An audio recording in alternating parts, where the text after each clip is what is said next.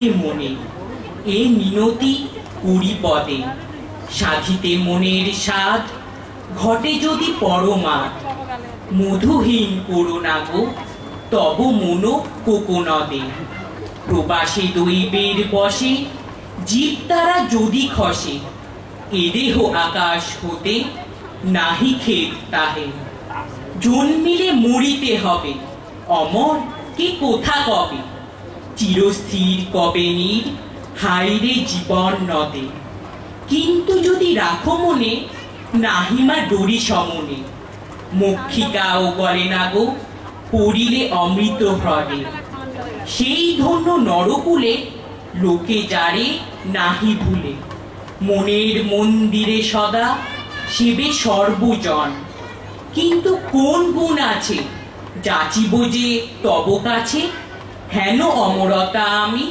কহ গো শ্যামা জন্ম দে তবে যদি দয়া করো ভুল দোষ গুণ ধরো অমর করিয়া বর দেহ দাসে সুবরদে ফুটি যেন স্মৃতি জলে মানসে মা যথা ফলে মধুময় তামরস কি বসন্ত কি শরদে।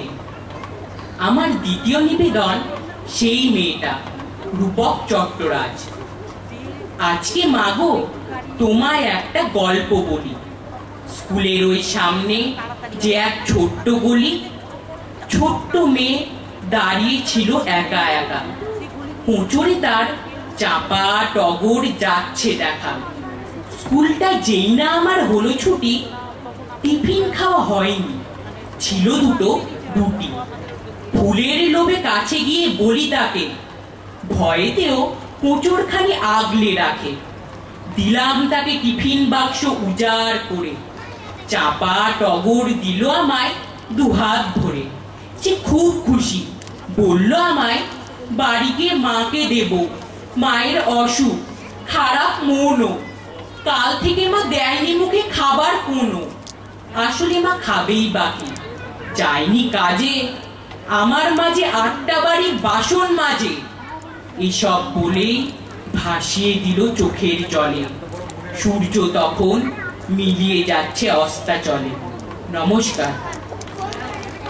নমস্কার।